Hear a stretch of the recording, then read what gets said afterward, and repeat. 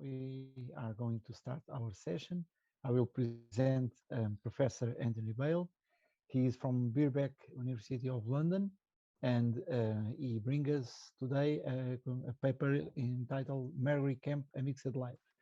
Anthony Bale is Professor of Medieval Studies, and from 2017-2021 was Executive Dean of the School of Arts. He has taught on the BA English and MA Medieval Literature and Culture, and currently supervises doctoral students working on medieval topics. Bale has published widely on medieval literature, culture, and religion. In particular, his work has explored relations between Christians and Jews in medieval England and, more recently, the culture of medieval pilgrimage. He has also edited and translated several medieval texts and new translations and editions of the Book of Marvels and Travels by John Mandeville, the Book of Margery Kempe, and Medieval English Travel source book, all with Oxford University Press. The current works explores travel, books, and pilgrimage between England and the Holy Land in the later Middle Ages. So I think we can start, please, Anthony. Great. Thank you so much. Thank you, everybody, for joining this evening. I got very confused about time zones and then realized that actually that England and Portugal have the same timetable, yeah. And that felt very nice that those of us in those countries are at the same time. So thank you for the invitation. Well, Paulo asked me to speak about my new book, which is called Margery Kempe, A Mixed Life. And it's very directly connected to the work of the Peregrinatio network and to to anyone interested in travel, pilgrimage, popular religion. Obviously, the book is about Margery Kempe. It's a biography of Margery Kempe, and she's one of the most important and memorable pilgrims from medieval England. Now, if I speak too quickly, if there's anything that you're not clear about that I say, if there's a problem with my connection, just let me know and put it in the chat. I'm going to try and share my screen and show you a PowerPoint presentation. So this is where it could all go very badly wrong. You can see that, right? Yes, okay. Correctly. You can see that? Okay, great. Okay, so so this is the book. It came out in England in November, and it's a biography in a new series from the London publisher Reaction called Medieval Lives, and it's the very first in that series. So that's very nice, and they've made a beautiful job of the artifact of the book. And what I want to do this evening is give a sense of Margery Kempe as a traveller, because travel is one of the key themes running throughout her book. I should say, when I talk about her book, I mean the Book of Margery Kempe, which was the autobiography she wrote. And I'm going to talk tonight about some of Kempe's networks, the traveling networks she moved through, the various kinds of networks which structured her travels. And I'm using network there both as a historical term for a network of people, a network of places, but also in the kind of Bruno Latour sense of a network where everything is a network, everything is connected through an established network or through a passive network. Now, I've been working on medieval English travel and pilgrimage for many years now, for about 12 or 13 years. And in particular, I've been thinking about the role of books and reading and writing during pilgrimage and after pilgrimage, and also about the everyday experiences of travelers, what it was like actually to travel in the later ages. Now, I'm aware that not all of you will have studied Margery Kempe or will know much about her. She's now quite well known in England, fairly well known, not very well known, and students may read the book of Margery Kempe on a history degree or on an English degree, but that's only in the last 10 years. She was really a very marginal person until recently.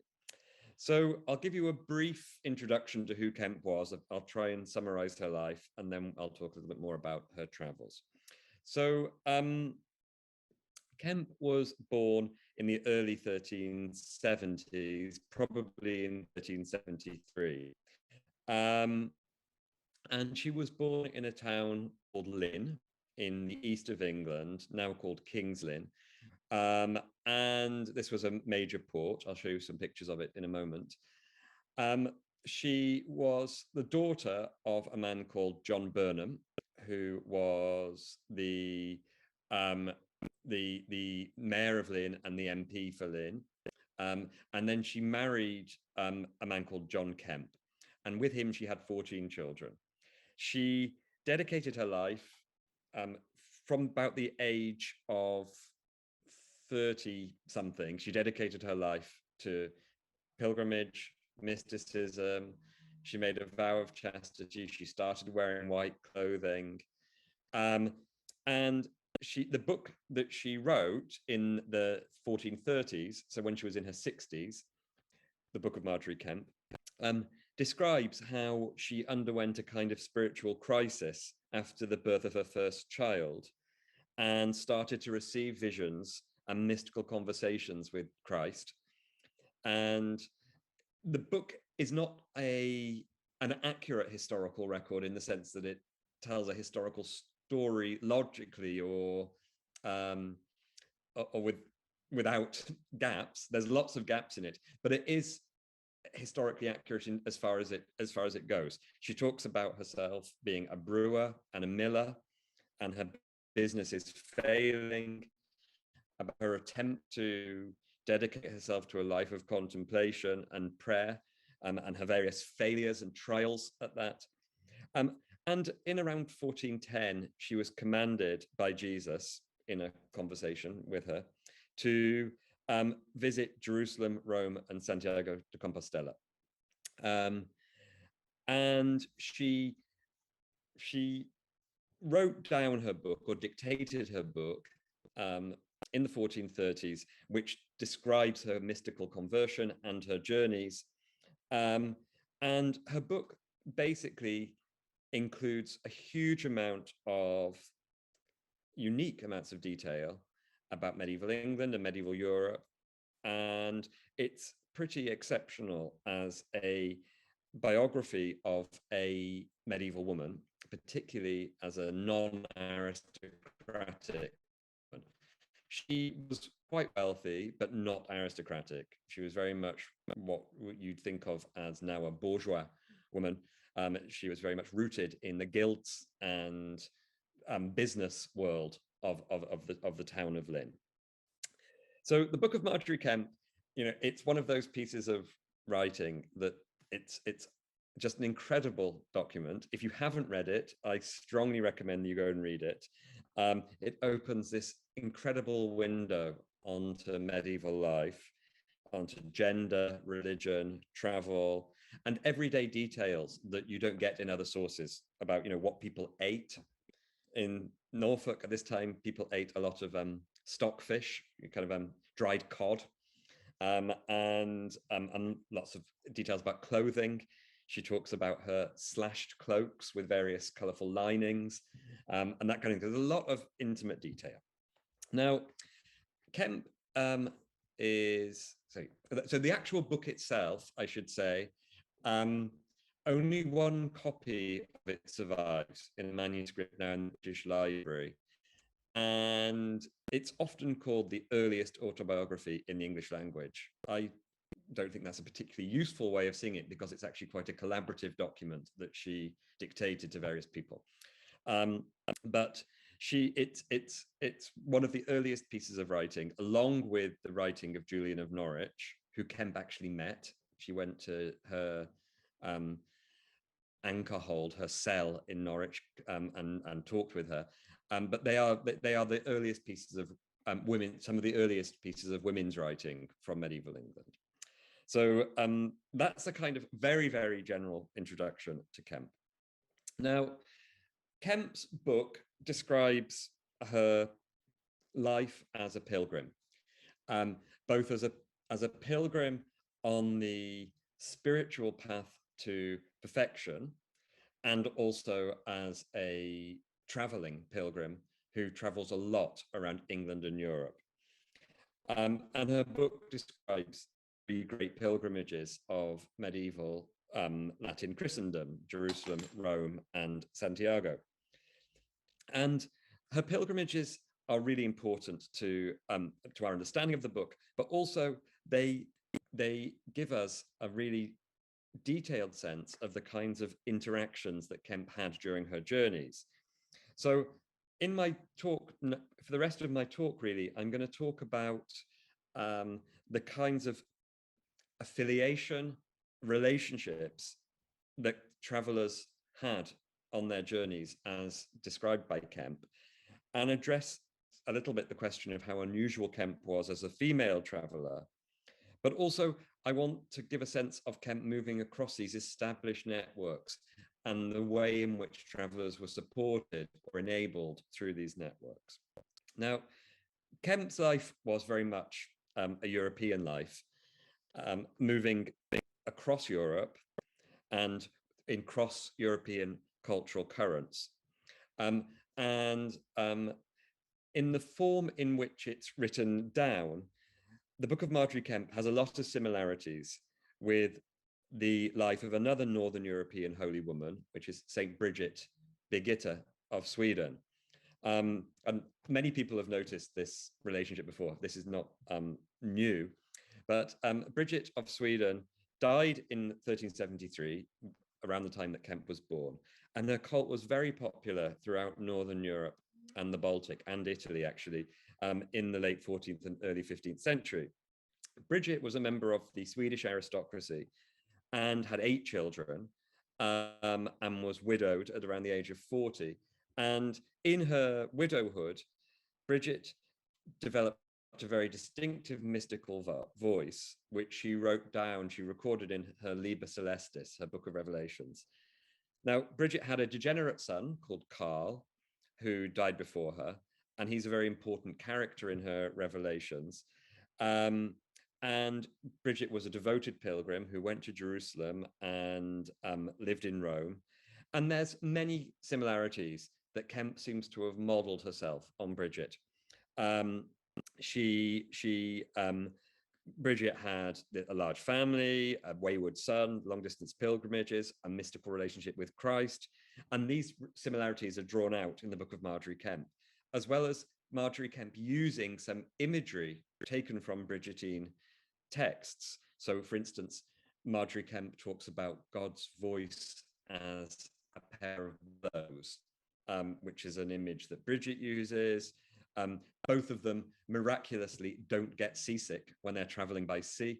And they both have images of books speaking to them. So this kind of thing, you get a strong sense that Kemp and her scribes had a deep familiarity with Bridget of Sweden's writings and cult. So Kemp would have encountered Bridget's cult in Lynn. So Lynn, if you can see my cursor, is here in the east of England. It's a port on the east of England. And we know that she encountered Bridget's cult there because one of her confessors and supporters, a man called Alan of Lynn, who was a Carmelite friar, he wrote an index to Bridget's revelations, and also a Norwich monk, Norwich is here, just nearby, called Adam Easton, wrote a defense of Saint Bridget, supporting her canonization as a saint.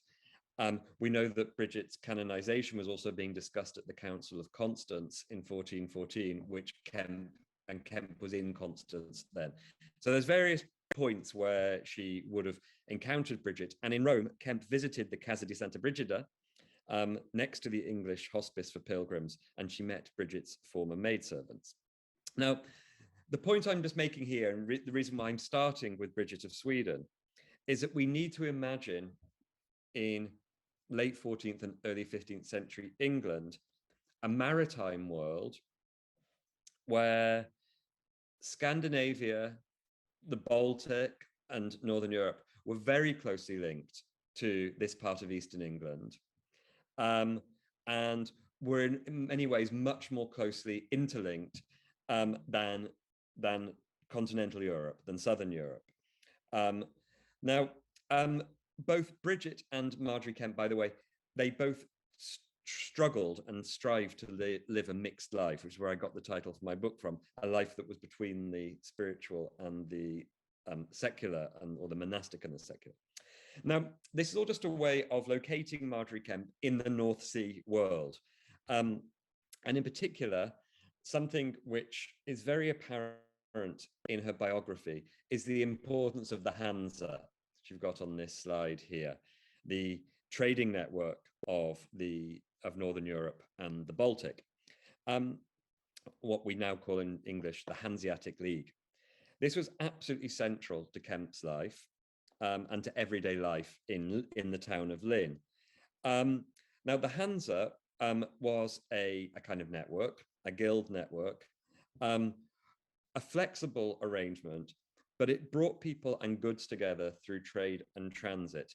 And Kemp's father, John Burnham, was an influential Hansa trader in Lynn.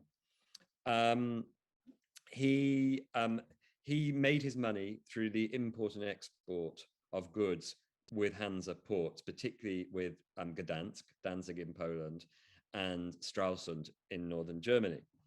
And we know that Kemp's brothers as well were active in trade with the Hansa. Lynn itself, this is Lynn now, had a Hansa contour, which was a kind of warehouse and hostel and centre. This was actually built after Kemp's time, but there was the Hansa were active there in her time. It's a very beautiful building, and there were many German Hansa immigrants living in Lynn in Kemp's time, and in fact, her mother had German immigrants lodging with her. So, I want to evoke this world where travel between Northern Europe and Norfolk, Eastern England, was very common. And Kemp's own son, who was called John, he actually moved to Gdansk, to Danzig, and he married a Prussian woman there, and his daughter was brought up there. That's all described in the book. And a record has actually recently surfaced in Gdansk showing how John Kempe Jr., Kemp's son, was active in trade there in the 1430s. So many people connected to Kempe were traveling for trade across Northern Europe. And this is almost certainly how Bridget's cult was so present for her, coming from Sweden and Denmark, and what's now the northern coast of Germany and Poland. Relationships between the English traders and the Germans were not always harmonious. We know that during Kemp's life, there were attacks at sea by Hansa merchants, and actually people were murdered in fights between traders at sea. And there's a lot of detail in the legal records about these kinds of conflicts, which were really about trading privileges, something the English continue to cause difficulties about. But there's a sense in which there's a very close interconnection in Lynn and foreign communities. Now, I'll come back to the Hansa a little bit later, because Kemp actually went to the Baltic in later life. But that's just one kind of network I wanted to frame this through. Another one, obviously, is the more religious one. Sorry, that's happened here. Sorry, that's there we no, there we are. This is a map that I've made of pilgrim badges that have been found in the town of Lynn and where they came from. And there's an amazing collection of pilgrim badges in the museum in Lynn that was connected by a man called Thomas Pung in the 19th century. And he actually hired local children to go and go into the sea and into the rivers to look for discarded pilgrim badges. And so this is Lynn, which is the green dot here. And the badges had come to Lynn from all over England, and also you can see from all over Europe here, from Rome, from Santiago, from Wilsnack, from Aachen, from York. And this is a really material sign of Lynn's interconnectedness to cross-European religion. So, as I said, Kemp's book has these three main journeys in it. First one in 1413 to 14, where she sails to Holland, to a town called Zierikzee. She travels through there to Constance, then to Venice, then to Jerusalem, and then comes back to Rome. A second journey in 1418 is from Bristol to Santiago and La Coruña. And then a third journey when she's an old woman in her 60s, an old woman by medieval standards, is from the east of England to Germany and Poland. And you can see those in a little bit more detail here. So that's her first journey, which takes about 18 months. Her second journey to, which is actually a pilgrimage tour of England and then to Santiago via sea. And then her third last journey, where she sailed from Ipswich through the Baltic. Her ship was blown off course to Norway, where she spent Easter. Then she sailed to Gdansk, Stralsund, then back overland from Wilsnack to Aachen, to Calais. These are the journey to Jerusalem is the kind of apex of her book, and it's structured as the kind of cumulative moment of the book. It's where she first receives her tears, what she calls her gift of tears, her gift of crying from God when she's at the Church of the Holy Sepulchre. And it's where she also receives an indulgence that will travel with her wherever she goes. And then the final journey is a kind of return home. She comes back to Lynn after she's traveled through the world, and that's the last part of the book. So the book ends with her going out and coming back.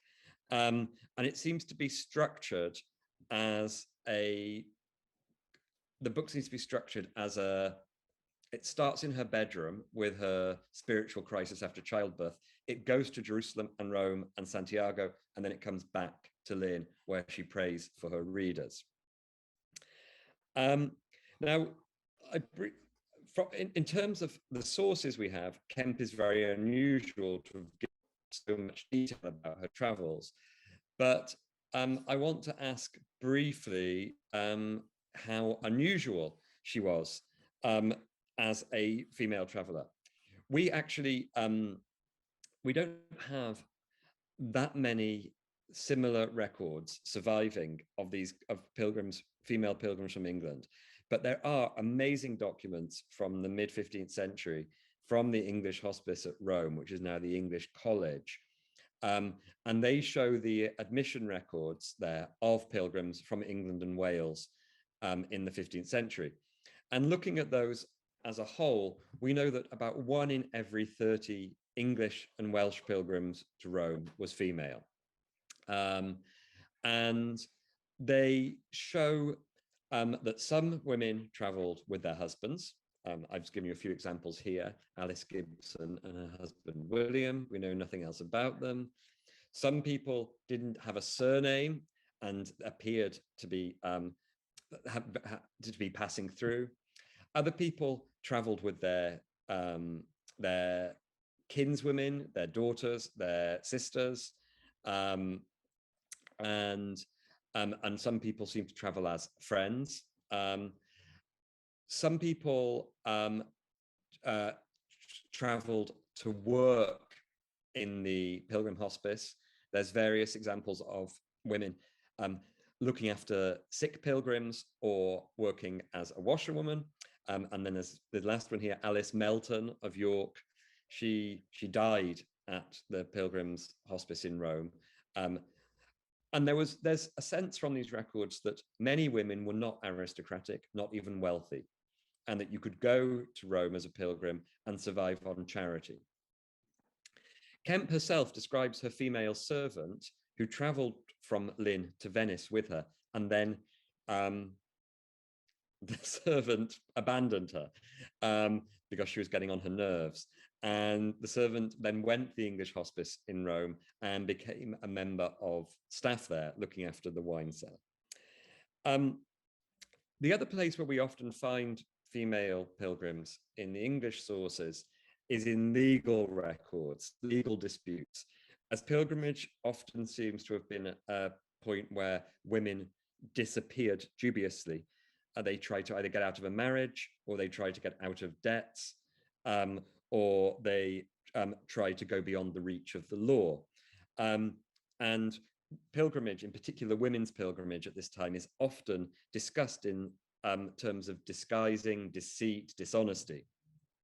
So I've got various records, which I won't talk about now, of crimes being committed by pilgrimage.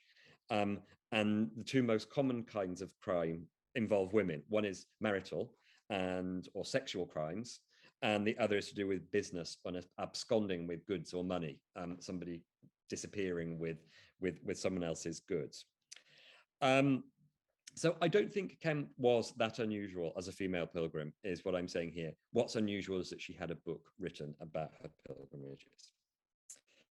Okay, her book describes various people she meets on her journeys, and I've listed the ones that she describes in any detail here. So this is just a kind of representative list. I won't talk about them all, but they include both men and women who help her.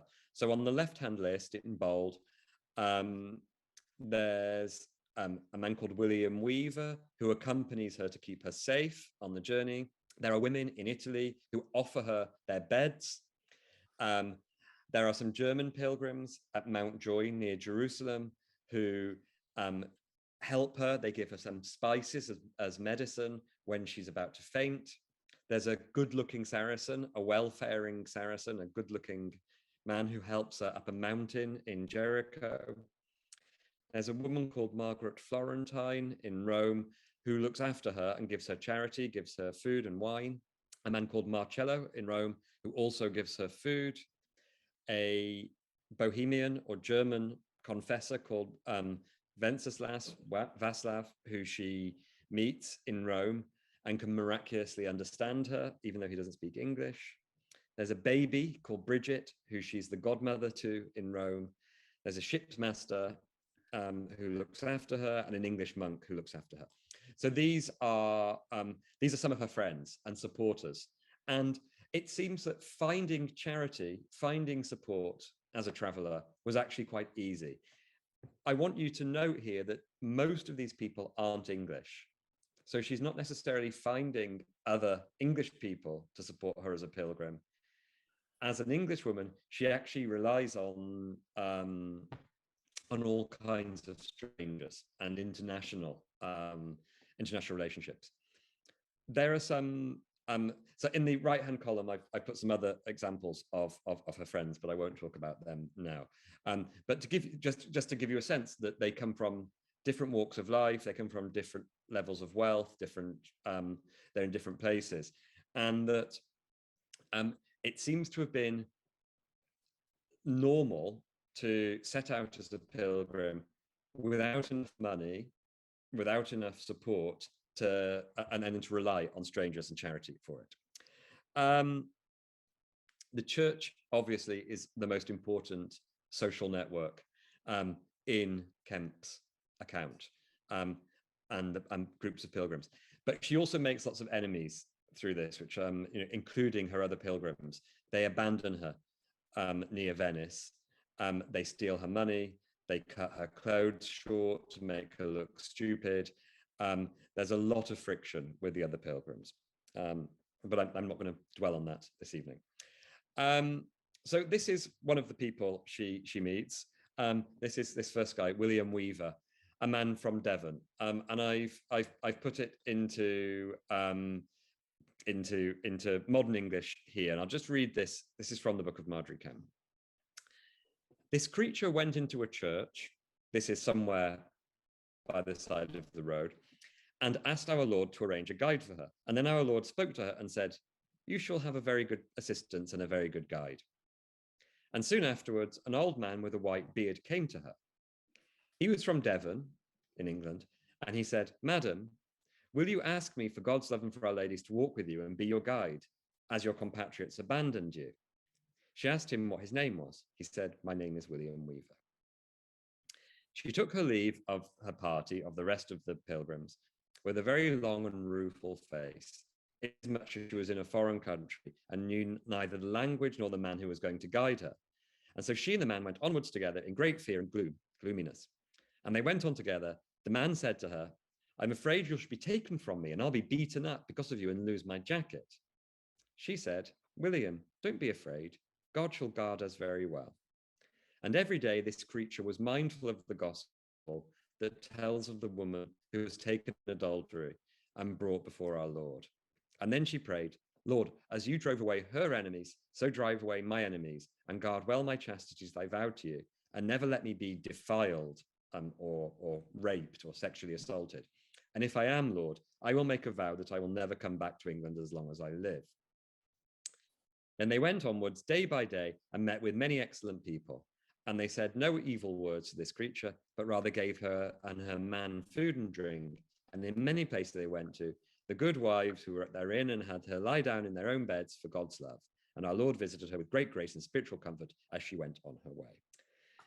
Now, it's a really nice little portrait of a friendship or of a relationship of dependence on pilgrims, in between the pilgrims.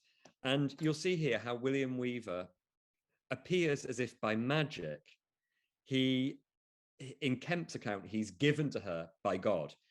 God says, "You'll have a good guide," and then this man just appears. And he's like a figure from literature, an old man with a white beard. He's like the pilgrim guides we find in preacher stories and in miracles in saints' lives. The pilgrimage is a godly journey. God's looking after her in this account. But also, she says that she will reward him well. She tells him that she'll reward him well. And it seems that this is a kind of financial relationship too. She's actually hiring him. She's paying him to be her guide. So it's still a financial relationship of dependence. You also get a sense here of the perceived perils of travel, that he's worried about being beaten up, that he'll be robbed, and that she's worried about sexual assault. And Kemp says this several times in her book, that she's worried about being alone as a woman and men on the route.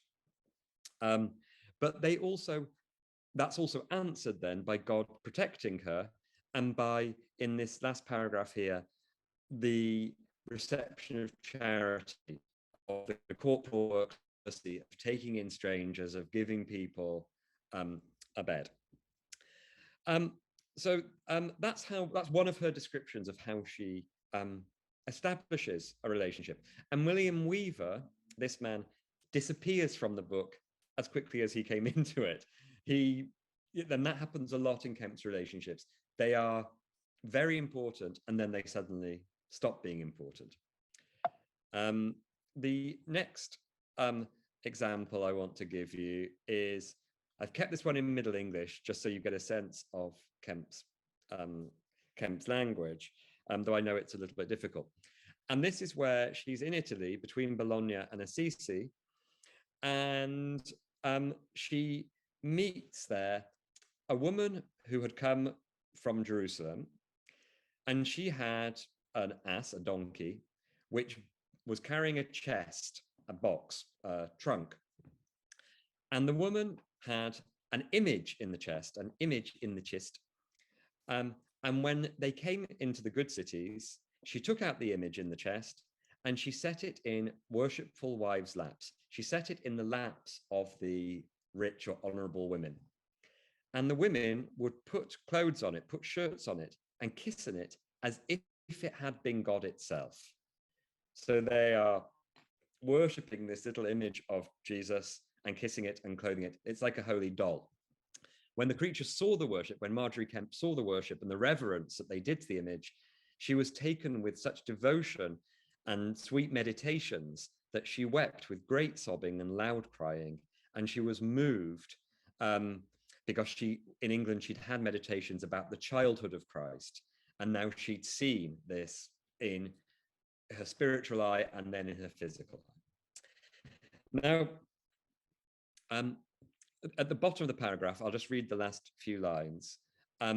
When these women saw this creature weep and sob and cry so wonderfully and mightily that she was almost overcome with tears, then they arranged a good soft bed and laid her upon it and comforted her as much as they might for our Lord's love. Blessed may he be. So in this little paragraph, the woman takes out the image of Jesus. The women worship it, clothe it, kiss it. Kemp starts to cry as the emotion moves from the image to her. And then the women start to look after her. They organize a good soft bed for her.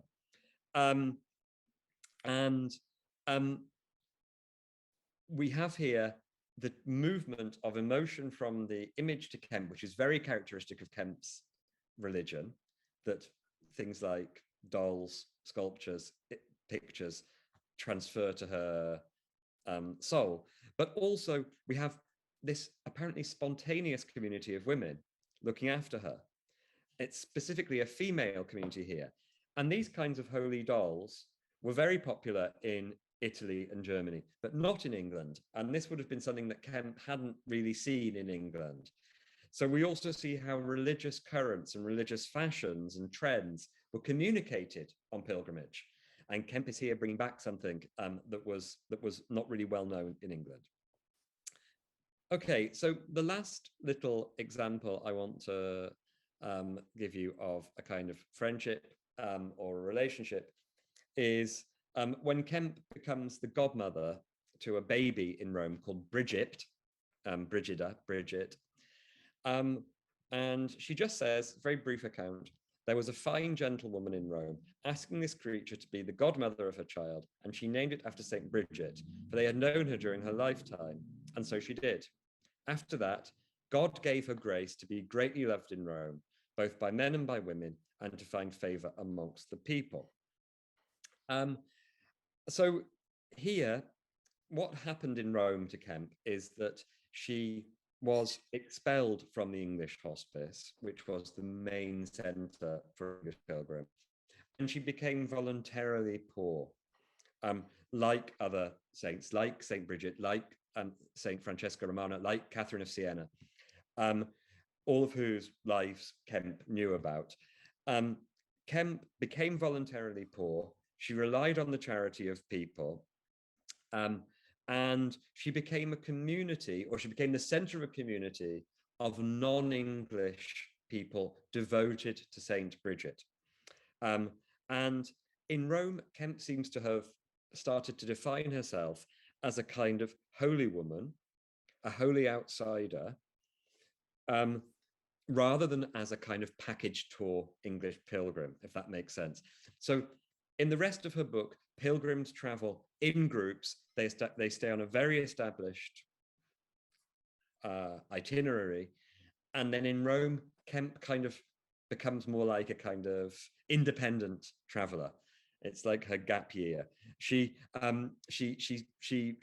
has some crazy experiences there and makes herself very vulnerable. But she shows how God provides for her. And eventually, when she becomes the godmother to this baby, it says, God gave her grace to be greatly loved in Rome, both by men and women, and to find favor amongst the people. So she seems to have become, assumed the identity kind of a holy woman in Rome. Now, I've got a few more. So this is the another role that she has. If I can carry on talking for another 5 minutes or so. Is that okay? Okay. I will carry on for a few minutes. Please do. Yeah. Okay.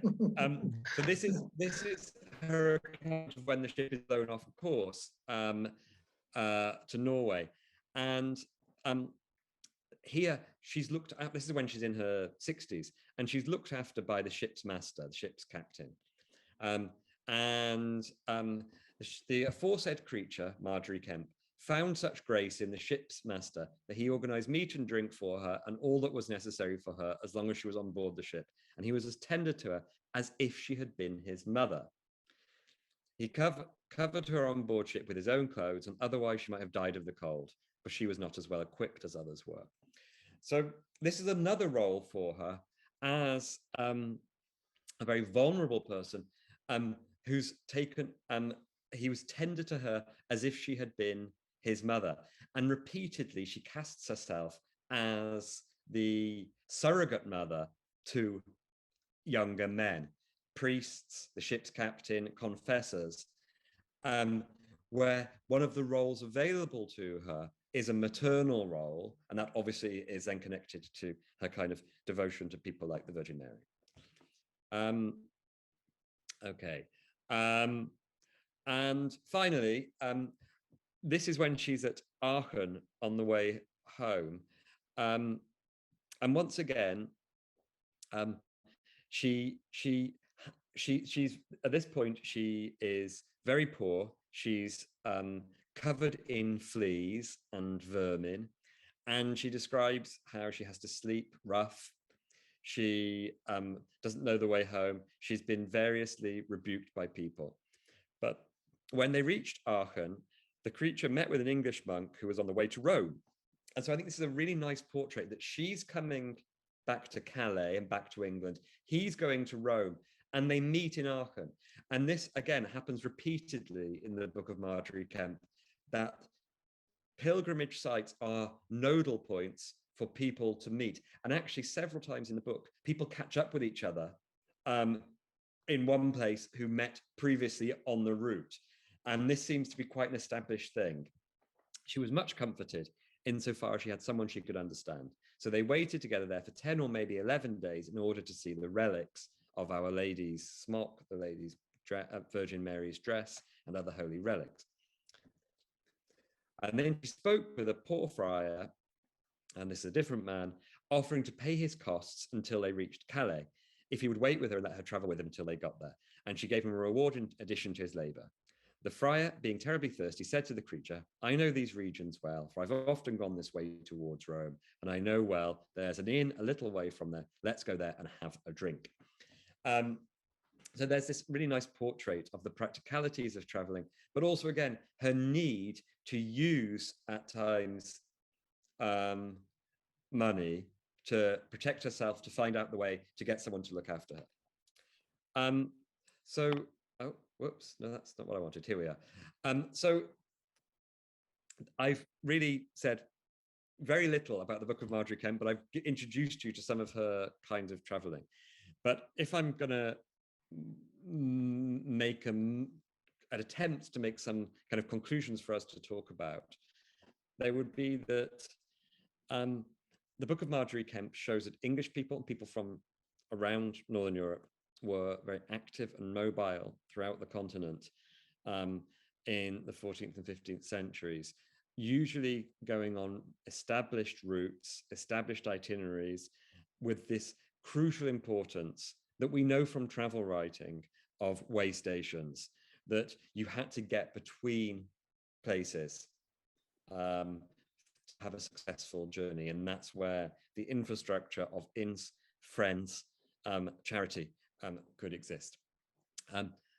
Book of Margery Kempe is a unique record, but it tells us, it corroborates a lot about the medieval culture of travel, which show that there were these different and overlapping kinds of friendship that were possible.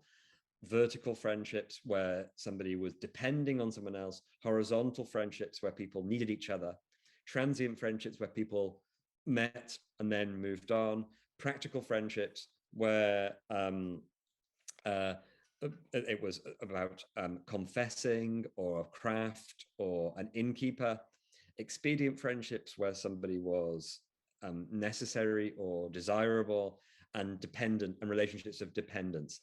And all of them were framed in the Book of Margery Kempe through devotion and through God's kind of guidance. But actually, financial practicalities were really important for almost all of them. Money comes into most of Kemp's interactions as a pilgrim.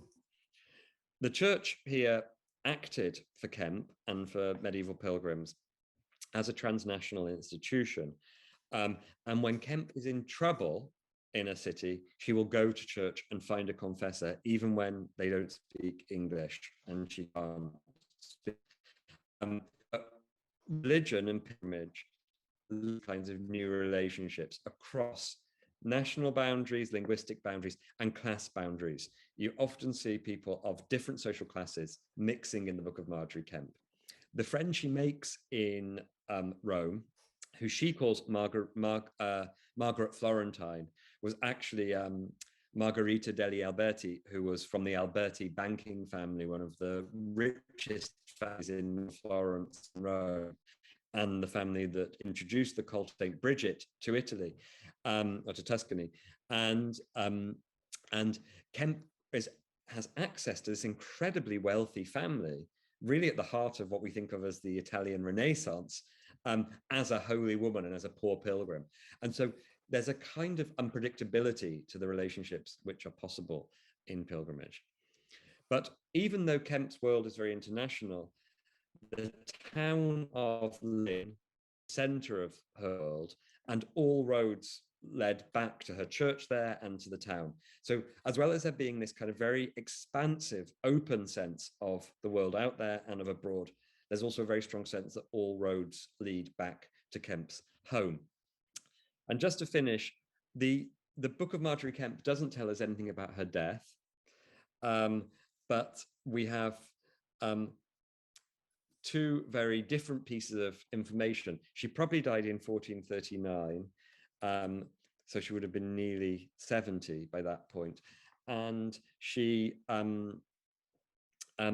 joined the Lynn Guild of the Holy Trinity, which was the main guild in Lynn. And she absolutely did not become a holy woman or an anchoress or a hermit or anything like that. She absolutely was not. She remained very much involved in the guild life, the mercantile life of the town. But the book itself was copied at Norwich Cathedral, Benedictine Priory, and the book itself was read in Benedictine and Carthusian monasteries in England as evidence of mystical experience and of sincere devotion. So on the one hand, she becomes read as a religious authority. On the other hand, she dies as a middle-class woman in an English town. And that, I think, straddles that sense of the mixed life that pilgrimage is also a really important part of, because it's both about going out into the world, but also trying to frame it in religious terms. And I will stop there. So thank you very much for listening. And I'm really happy to talk. I can talk about Kemp for hours, but thank you for listening.